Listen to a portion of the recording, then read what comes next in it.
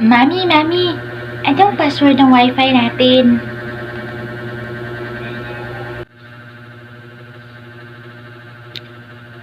Ano? Password na naman ng wifi? Ay, po.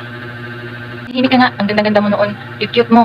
Tapos ngayon, mukha ka ng aliwas. Ayan, nakakapslak lahat. Hindi na ako mahal ni Mami. Hoy, hoy, hoy. Bakit kailangan mo ng password ng wifi natin? I-keypad lang naman yung phone mo. Ha?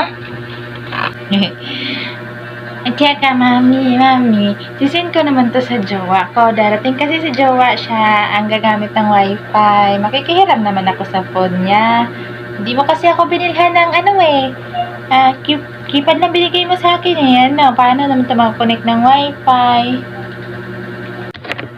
Hayaan mo na, mami. Si jowa lang kasi nakaka-appreciate sa aking ganda. Sabi mo kasi hindi na ako maganda eh. Kaya nagjowa na lang ako para sabihan ako na maganda ako.